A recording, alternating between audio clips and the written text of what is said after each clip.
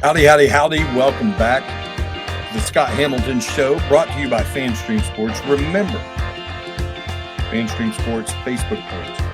So leave a like, leave a comment, leave whatever, but engage with us. Let us know what you want, what you like, what you don't like, whatever's on your mind. Let's get some dialogue going. Let's get some conversation going. Let's get this show going. Scott Hamilton Show underway. And man, week 4 of the college football season. Here's the thing. We went into week 3, me going into week 3. No ranked matchups. There's no ranked team versus another ranked team, and I'm just but it's college football. You had some compelling games, some interesting games, nevertheless, but we didn't expect anything really special. Wrong. It was incredibly special. Week 3 was unbelievable. The thicker kicker winning the game for Missouri, which it nearly screwed itself out of because of a delay of game penalty. The backyard brawl wasn't pretty, but West Virginia getting a win over Pittsburgh in Morgantown. That's a good way to get that rivalry reboosted. Remember, we started last year in Pittsburgh, and they went to Morgantown this year after a pretty long hiatus. Had that going. You had Alabama fighting, clawing, scratching to pull out a win at South Florida. It was a good day of college football all across the country. The Colorado, goodness gracious, having to go extra time to beat Colorado State in a game that had just a massive audience watching it heading into the wee hours of the morning. Just college football, the start of the college football season has been exceptional. It has been more than we deserve, but we've got it and we should enjoy it. And God knows I'm thankful for every minute of it. Let's go to the rundown. By the way, Scott Hamilton Show, the most tech savvy of shows, the grease board. And try not to get it in the light too much. We have week 4, 7 ranked games. I mean, goodness gracious, what a wonderful smorgasbord of matchups that we have. And I'm looking at it right now. Just a few of those. Florida State and Clemson. Woo! That snuck up on us, didn't it? The Seminoles, 2.5-point favorites at Death Valley. It's a noon kickoff on ABC. Ole Miss Bama. Joey Freshwater, a.k.a. Lane Kiffin, trolling Nick Saban in the Crimson Tide, just like Eddie Haskell or any – I mean, I'm trying to think of great social media trolls. And the first name that comes to mind is Lane Kiffin. He has become the master of it. Crimson Tide, even after that troubling offensive performance against South Florida. And then, of course, the week prior to that, losing to Texas in Tuscaloosa, still a 6.5-point favorite. It's 3:30 kickoff on CBS. Man, I'm looking at this. Ohio State, Notre Dame, 7:30 primetime kickoff, NBC in South Bend. Ohio State, 3-point favorite. Just Colorado and Oregon. I don't know what to say. 3:30 kickoff, ABC. Oregon, a 21-point favorite. Immaterial. The people at Disney, the people that run ABC, ESPN, whatever the official name of that entity is, should be on their knees thanking the Lord above that they have that on their schedule. It's going to draw massive numbers. And Lord help the people at Fox. Not going to work out great for them because 3:30 UCLA and Utah, number 22 versus number 11. Utah, 4.5-point favorite at Utah. More compelling matchup, perhaps. Actual football. But the Colorado story, it eclipses everything. I mean, it's beyond football. It is beyond football. It has touched so many facets of our society for so many reasons. We can spend a whole show. We can spend 100 shows just trying to break down the socioeconomic impact of that game and all the other ways it's touched us. Iowa at Penn State. Penn State 15-point favorite, 7:30 kickoff CBS. I mean, what a wonderful just a schedule for this week 4 of the college football season. And the way things are shaking out right now, not like we expected whatsoever. Consider this. The last year of the Pac-12, not only in its current version, but probably at all. Probably never have the Pac-12, Pac-8, Pac-10, whatever. That conference will not exist. There's a real good chance of that, and that all of its assets evaporate or go the way of the dodo bird or whatever. Nevertheless, the Pac-12 3 teams in the top 10, 8 in the top 22. Who would have seen that coming? I didn't. George Kliavkoff didn't, or he would have gotten a better TV deal, I'm sure. Definitely not the television executives.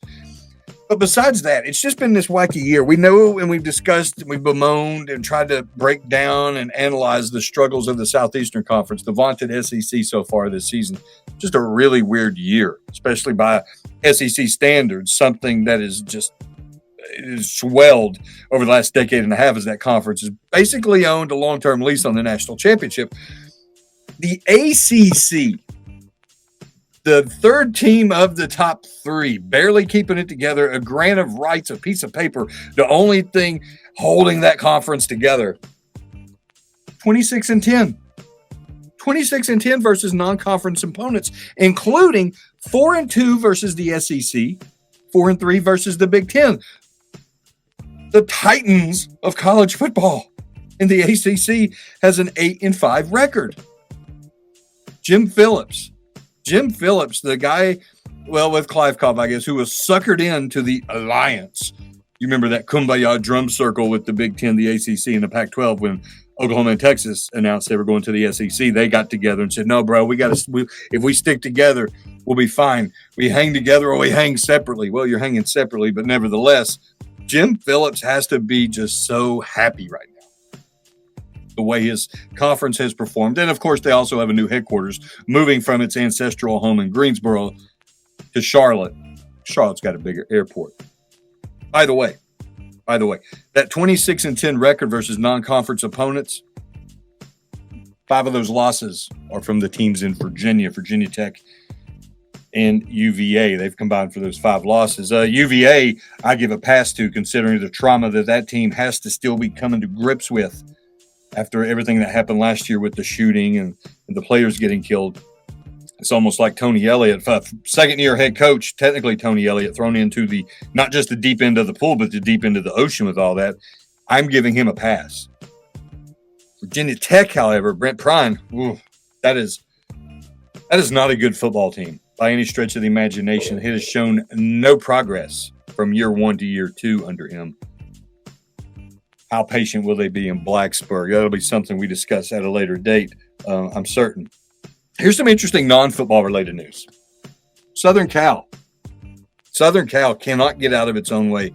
It has suspended a beat writer, person who covers the team on a day-to-day basis, for talking to and or reporting news that he gathered away from designated media zones, designated areas where, they know you're talking to them on the record and blah, blah, blah, blah.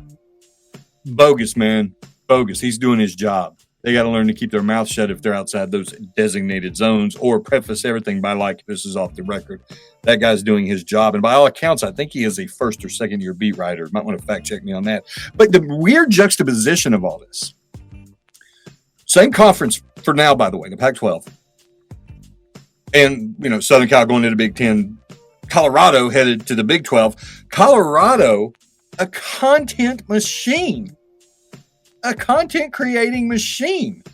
Film crews following the players around. Film crew shadowing Dion with everything he does.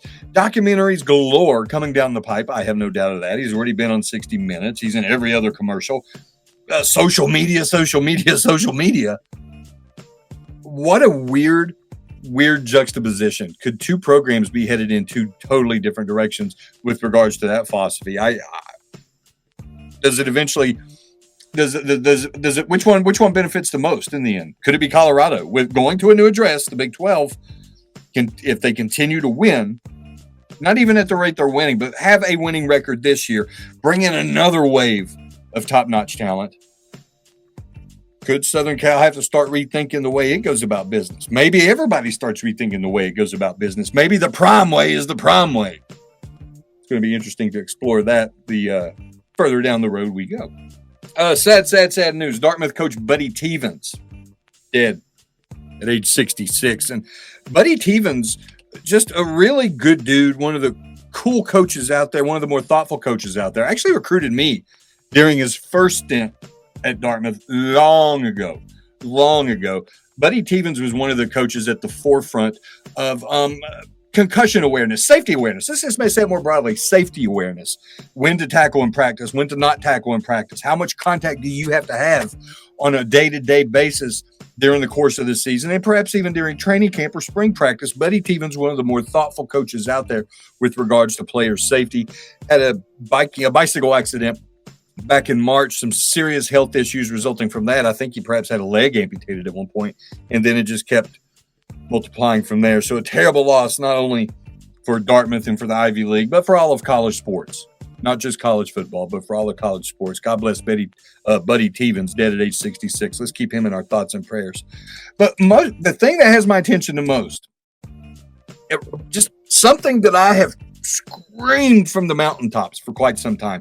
No, not a commissioner of college football. There does need to be one person with unilateral power, somebody who can make decisions across the board and tell all the conferences, you got to do this, this, this, and this, because otherwise the conferences, they're looking out for themselves, not for the sport at large. Relegation, like they have in soccer over in Europe. You have like a 3-year period. And if you don't perform, and you being a college football program, which arbitrarily say that, if you don't perform, then we're sending your butt down. We're not going to keep giving you Vanderbilt, arbitrary example.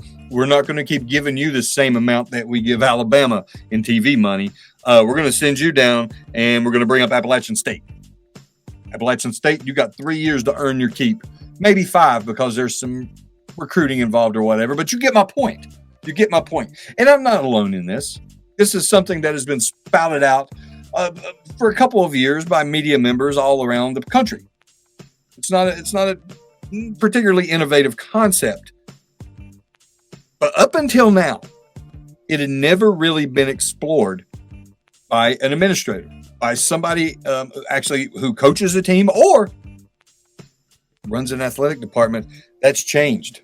Boise State's athletic director, he's put pen to paper. He's come up with a relegation proposal, and it's really a cool concept. I don't want to butcher it because there are some minute details to it that really give it life, that are very robust and make me think this thing could happen, and that it could salvage college sports as we've known it, or at least make it reflect more the college sports model, the student athlete model that we've known for a century now. And I think this could be the start of something, and we've already got one conference commissioner coming out, Mountain West Commissioner Gloria Nieves, already acknowledging it, sharing her thoughts. I'm wanting to get more. And I want to learn more. We're going to learn more on the other side. We've got Amanda Christovich from Front Office Sports. She's the one who broke this story. She got her hands on this document and was able to discuss it with the athletic director of Boise State. She's going to join us. We're going to go over this plan. We're going to ask, first of all, what does it mean? Second of all, how feasible is it? And third, how can it shape things? I'm also going to ask her about her career and her journey covering sports business, something that becomes more and more important the deeper we go into the 21st century and the deeper we go into the age of name, image, likeness, so on and so forth. Massive television deals, conference realignment. If you're covering sports business, you're one of the more important journalists out there, at least with regards to college sports as it begins to more closely reflect a professional model. We're going to discuss all that and more with Amanda Christovich. Of Front Office Sports on the other side. Stay around. Hello, sports fans. FanStream Sports. Hey, you like golf? There's a good chance you do, because I said so. But what do you need playing golf? Well, you need clubs, right? Clubs, you need balls. The thing that people don't usually think about is that golf bag. And that's what most people see when they look at your golf clubs, like right off the bat. And if you've got a raggedy bag, it's not doing you any favors, bud. So get you a new bag. Go over to orca-golf.com. Orca-golf.com. Why are you going there? You're going there because you want a golf bag, but you want one that's kind of screams you. So you want to pick the colors. For you can use your 30, own custom 60, colors. 90. Maybe you have a logo in mind. Maybe it's your Or the merger. logo. You're like Prince. You just have a symbol. That's the case. Dude, you can get your logo on there. Your name. Just get it done exactly like what you want it done. by actual designers. Nothing goes out of their factory without the approval of the founder, Erica Bennett, who is just brilliant. We've seen some of her bags. We've got one of them actually in the studio.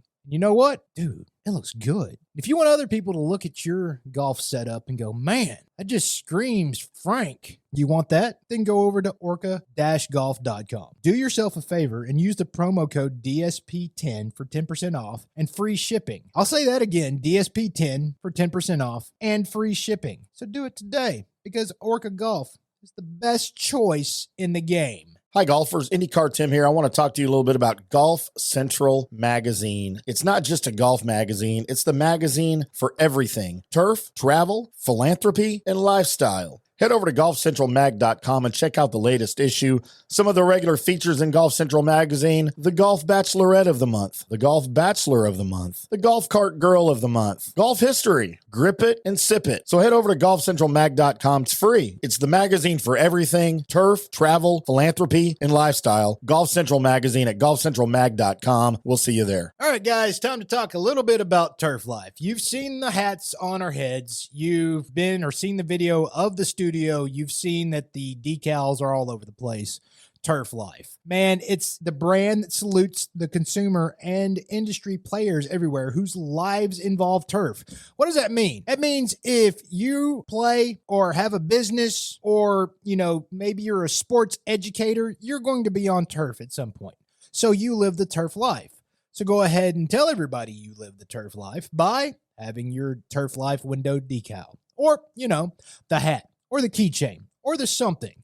Along that lines, just go to turflifeclub.com and become a turf head. That's what it's called when you live the turf life. You're now a turf head. And you can go join the club today, snag that window decal, or snag any other special Turf Life accessories, and go over there to that website, which is turflifeclub.com, and get your stuff and show everybody that, man, I'm all about that turf life. And then you just kind of raise your coffee mug at them and go, yeah, turf life, baby. That's what it's about. And then that's the end of the commercial. Ding. That means it's done in microwave talk. Hey, listeners, make sure you check out the brand new FanStream Sports in-studio text line. You can reach us during any of our live shows or 24/7 at 214-937-0569. That's 214-937-0569.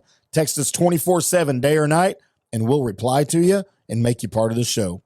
Coming back at you. Now, more FanStream Sports. Welcome back. So much going on in the world of sports, but also sports business. You have the Dion effect at Colorado. You have the never-ending development, perhaps the evolution of name, image, likeness, the constant struggle between different entities to gain supremacy when it comes to television. So lots to chop up, but one of the more interesting topics that has crossed my desk, for lack of a better word, was this proposition or this proposal, I guess, from the athletic director at Boise State, actually proposing a relegation system comparable to what they do in Europe with the soccer. If you don't do enough to earn your money, then you're going to go down. We're going to bring somebody up, yada, yada, yada. We're going to get into the nuts and bolts of this article. And it's absolutely a fascinating read. Front Office Sports has it. Joining us now is Amanda Christovich, an outstanding reporter at Front Office Sports. And I'm singing your praises on the air and off the air, so you know I mean what I'm saying. I appreciate you coming on. And first of all, tell me, and for the people out there who aren't maybe quite as, I don't want to say educated about it, but aren't quite as savvy, sports business, it's a lot cooler than people think, right? I mean, we both have a sports business background. Yours is obviously much more developed than mine was, but tell me about the day-to-day minutia of your job and what gets you excited to write about TV contracts, player-agent relations, and so on. Yeah, I think the most exciting thing for me is just that I get to enjoy the games as a fan. Like I get to write about everything that happens off the field, which frankly, like in a lot of ways is more intellectually stimulating than just covering wins and losses all the time, in my opinion. When I'm covering March Madness, for example, I'm writing about TV contracts, ticket sales, gender equity, growth, ratings, all of that stuff. But when the actual game is happening, I get to just enjoy it. That's what I really like about being a sports business reporter. But in college sports, which is my main Mhm. role now, I mean, sports business is the beat. Conference realignment, um, all the lawsuits against the NCAA that are going to change everything, like that's all sports business. So it's never a slow news day, and increasingly, I'm getting people who are just kind of general sports fans interested in what I write about. You know, when I covered golf at Sports Business Journal, and then I went to Golf Week for quite a while, and I didn't cover, tournaments or actually any of the action unless I was pressed into duty because if somebody was sick or whatnot.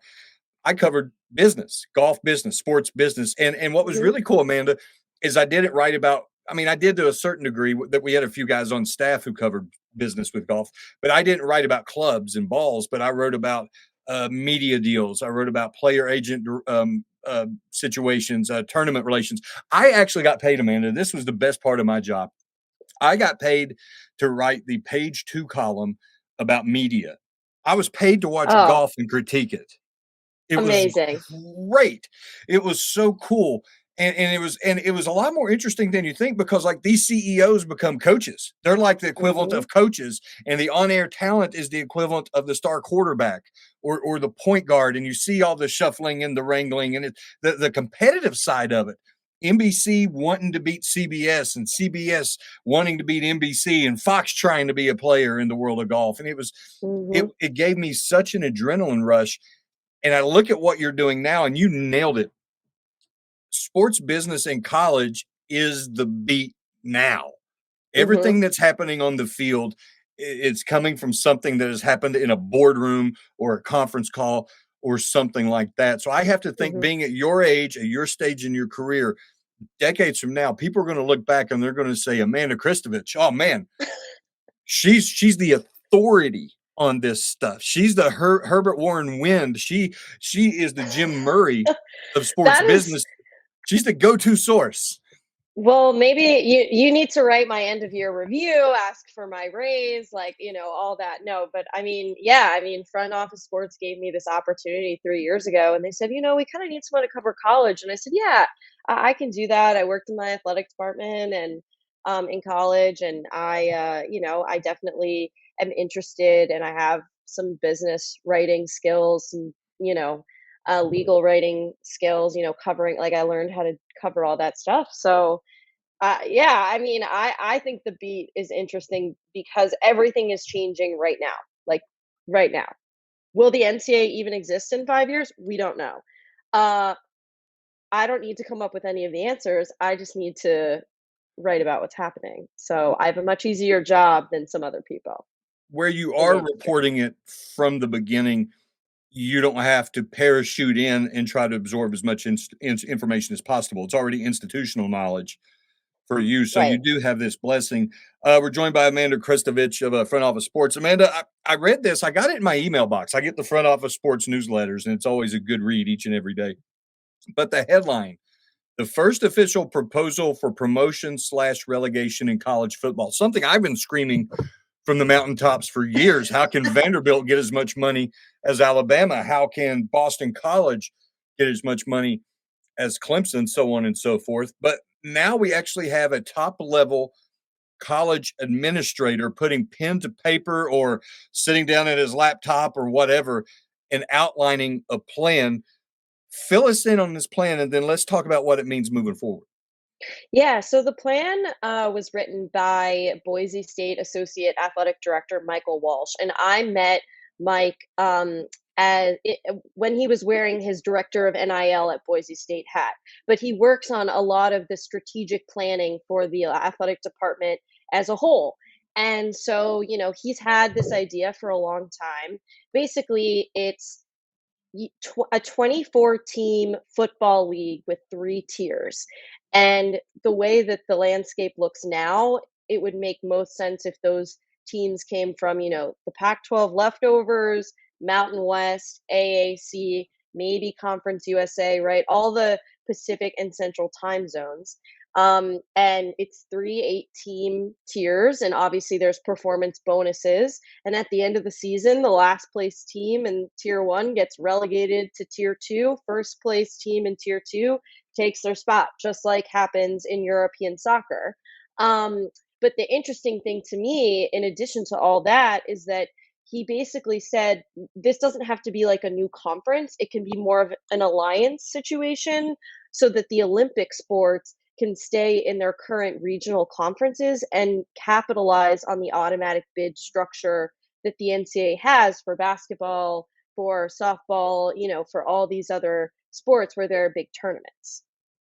It's fascinating, Amanda. And my first thought when I read this was, is he doing it merely for the publicity to keep Boise State in the conversation, or to show that there might be a path of some sort for these group of five teams? And of course, the two, I hate to say refugees, the last two programs standing The in what was leftovers, yeah. the leftovers. Yeah, I guess that's about as bad. Or if he honestly thinks this thing has legs, if this thing is legitimate. Through your reporting and through your network of sources and people that you've spoken with, what's the likelihood of something like this actually happening, and when could it happen, and what would it look like in its final form? Because I don't think it would look like what he's outlining, but it would be pretty darn close. Yeah, so I think I hope he doesn't mind me saying this. Like it wasn't like he called me and said, "Hey, I have this proposal and I want you to write about it." He we were chatting about realignment and because we touch base every once in a while, and he told me about it, and I was the one who said, "I think I should write about this, as long as you give me permission." So it definitely is something that you know, I his goal and the goal, of the Boise State athletic director who is behind this, who has endorsed this idea, is basically to just say, we need to look at the big issues that conference realignment is causing and come up with a solution that isn't just another reshuffle. We need to come up with a big picture solution for how the future of football is going to live next to the future of baseball, softball, gymnastics, right? And so this is an idea that he's definitely confident in, but and he's done a lot of research about, and I spoke briefly with Mountain West Commissioner Gloria Nevarez, who wasn't able at the time to give me like a full response on whether or not she would endorse the proposal, but she endorsed the concept of thinking more creatively than everyone is currently thinking. And to your question about timeline, I mean, I think, I think if the Mountain West were to drive this, it would be a couple years because they're looking at renegotiating their media contract in 2 years. So that's what Gloria is looking at in terms of when she would want to propose and make big changes. But I think that the lawsuit that Oregon State and Washington State are currently embroiled in against the Pac-12 also gives the Mountain West and other conferences some room to breathe, because that's going to take a while, and it's going to give them some time to like go back to the drawing board and think big. And I know for a fact that that's what Gloria wants them to do. It may not be this specific proposal, but it's going to be something maybe a little outside the box. I've spoken to Gloria a few times, and actually, I spoke to her hours after the news about USC and UCLA. That's when she was the commissioner of the West Coast Conference. West Coast Conference, yeah. And she echoed the sentiment of a lot of people that this is only the beginning. This is only the next stage. This isn't just a direct response to Oklahoma and Texas going to the Southeastern Conference, as was announced almost exactly 12 years ago to that day. But she says this is the next domino, not the last domino. And she says the way the conferences are shaped now, and even the number of conferences, are going to be drastically different in 3 years and 5 years. So I trust her words unquestionably. I'm wondering this, though, Amanda. Let's say that this thing comes to life. I have to think it would have legs because football. I would presume they could somehow get the automatic bid from the Pac-12 that would go into the college football playoff, and there's a lot of money coming with that. And I also have to think that as far as a television home, and you touched on it in your excellent article, NBC very desirous to have more college football content. Apple had a deal on the table for the Pac-12. This is a way for Mhm. it to become a presence in the world of college football. I have to think that the dollars, why they might not equal an SEC or a Big Ten year to year Right. revenue stream, they would be pretty darn good, and they would beat what they're getting now. And correct me if I'm wrong, the average G5 school brings in what, 7 to 9 million a year if they're lucky? Is that in Yeah. the neighborhood? Yeah, so, like, in the Mountain West, the revenue distribution for media rights is, like, 4 million a year. I think the AAC is probably the highest of all the group of 5, they're, like, 9 million, if I'm remembering that correctly. But, yeah, I think, even what the media landscape is gonna look like in a couple years remains to be seen. The 3 broadcasters that were put in this proposal were, maybe potential targets, but who knows, right? Like, that could change. Who the target is depends on what the product is going to be. Obviously, a big issue is CFP admission and revenue distribution in the CFP. It's also gonna be the classification of Power 5 versus Group of 5, which is determined by the NCAA and also the CFP because it's a combination of, like, voting rights in the NCAA and revenue, just extra revenue distribution. A sort of mega, like, large group of multiple conferences coming together for football only, Mhm. with tiers, like, I have no idea. I think, and that's something that would have to be determined by the body as a whole, right? Like, that league couldn't decide that. It would be the entirety of FBS football that would have to come to an agreement. Absolutely incredible, and just amazing job of reporting on your end to be this far out in front on this story. So I'm Thank presuming that you. I won't be the first person you speak to about this. Amanda, just a couple more things before we let you go, and I'd be remiss if I didn't get your take. You were in the NIL, I guess hearings would be the appropriate word on Capitol Hill. What did you learn? What was your biggest takeaway? I was covering the hearing remotely, but I watched Congress, they've got YouTube now. It's very high tech. But you know, the hearing itself on NIL was frankly very boring. And here's why I think the fact that it was boring is newsworthy. It's because they're asking the same questions that they were asking 2 years ago about NIL.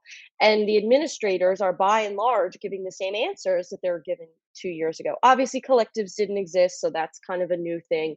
But everyone's beating the same drum about the same talking points. We need this uniform standard because if we don't get it, then NIL is going to kill college sports, et cetera, et cetera, et cetera. I didn't learn anything new from the hearing, but what I did hear from folks who are, on Capitol Hill this week is that, the fact you have to think we have in sports we get so siloed, right? We have to be reminded that we need to think about what happened on Capitol Hill today in the broader scheme of what's going on in Congress. The fact that there were multiple senators and congresspeople taking meetings all week about college sports and NIL, the fact that there was a House committee hearing that was more well attended than apparently the transportation secretary testifying basically suggests that the NCAA's lobbying machine is very strong. They, there are like 12 days from a government shutdown, and they're talking about college sports. No, I mean literally, like that just shows you that we may not get a deal. And I was told, especially if there's a shutdown, we're definitely not going to get an NIL bill. We need to get one before the presidential election kicks into gear in January. Otherwise, I would say all hope is lost in the next like 18 months of getting an NIL bill. But I mean, really, like it's amazing that there's so much interest in this 2 weeks before a shutdown. So it's just going to be about whether or not the legislators can agree, which we also know is not very likely on anything these days. But there is more momentum and interest than you know I thought there would be, frankly. Shocked that I'm not shocked that I'm not shocked. Uh, I'm not gonna keep you much longer. I know you're working No very problem. hard. Um, I just want we discussed the proposal from the Boise State athletic director. We talked about the NIL hearings. There's a billion storylines going on that we could dive into. The primetime effect at Colorado, which I'm wondering this, and we're not going to explore it today, but we have a lot of people. We talk about the economic impact for the Colorado athletic department, for the networks and all that. You know what the Flutie effect is, right? Yes. Are they getting applications at Colorado? Do your homework. Come back. We'll discuss that one.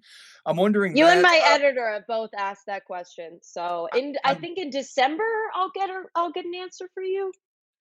I Let me know wonder if their there are any application's closed. anecdotal.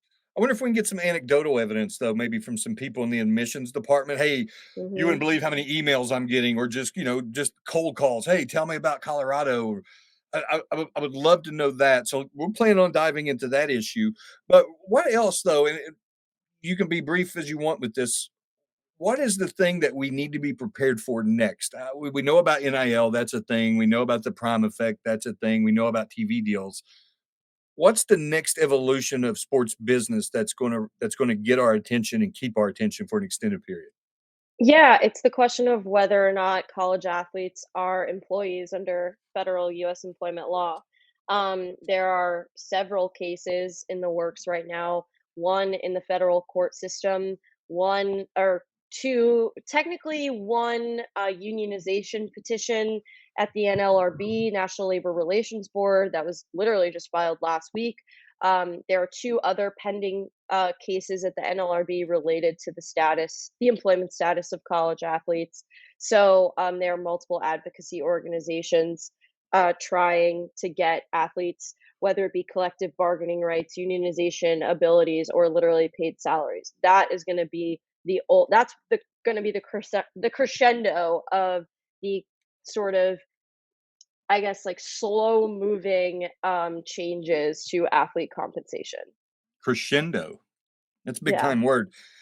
She's Amanda Christovich, front office sports. Follow her on, is it X or Twitter? What are we it's going with? Twitter. It's Twitter. I Stop. knew I liked you. It's A Christovich H. Why is the extra H for? Because someone took a Christovich however many years ago, and I'm the only Amanda Christovich on the English speaking internet.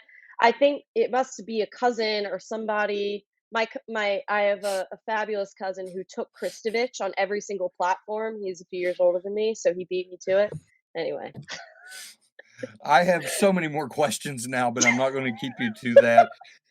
I appreciate your time. We're going to get you back on soon. Again, really excellent job of reporting. I can't wait to see what you do next with it. Yeah. Thank you so much for having me. All right.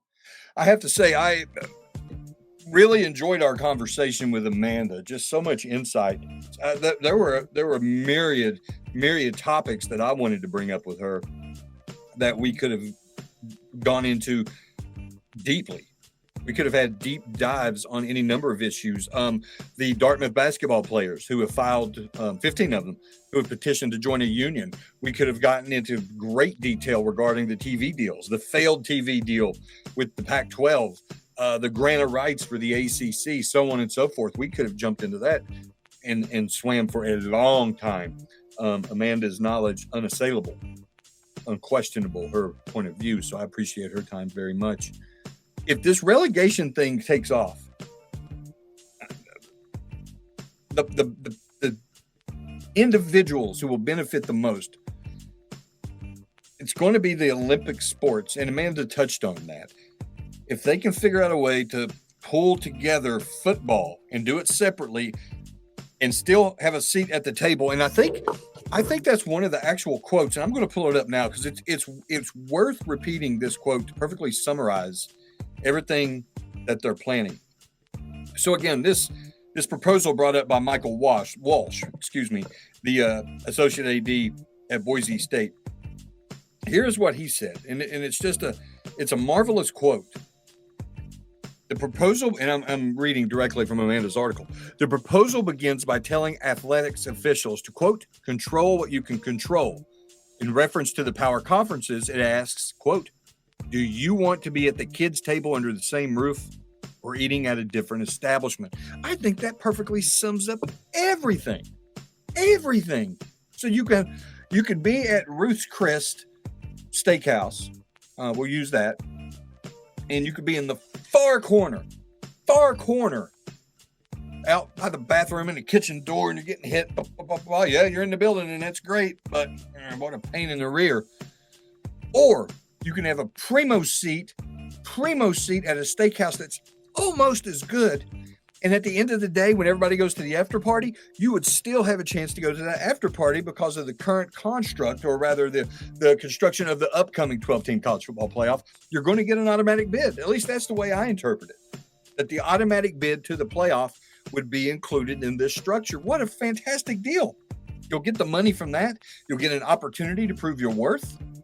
I think it's a wonderful deal. And oh, by the way, the concept will allow you to alleviate a lot of your travel issues with regards to Olympic sports, with regards to basketball, men's basketball, women's basketball. It'll allow you to maintain regional rivalries. It'll maintain you to go about business as usual in everything but football. Now, you'll have a massive conference in football, 22 to 24 teams, but regional, with comparable budgets, comparable resources, and comparable goals to win each week, to win each month, to win each season, to climb the ladder to make yourself a player on a national stage so you can get a seat at the big table with those other kids, the ones at Big 10, SEC, Big 12. Can't forget about them. That conference has completely reshaped itself.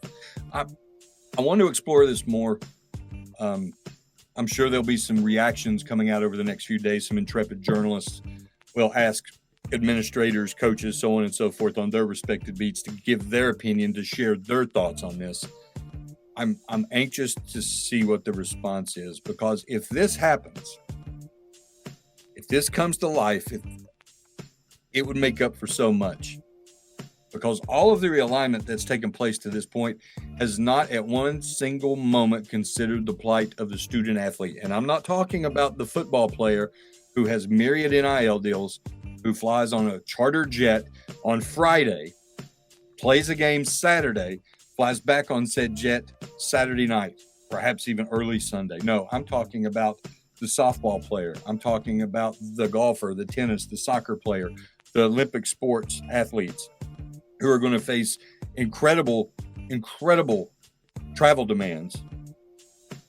And doing so also have to, A, be a primetime athlete, big-time college athlete, and B, you got that whole college thing you got to worry about. And a lot of them aren't scholarship. Remember that. A lot of those sports are not fully funded.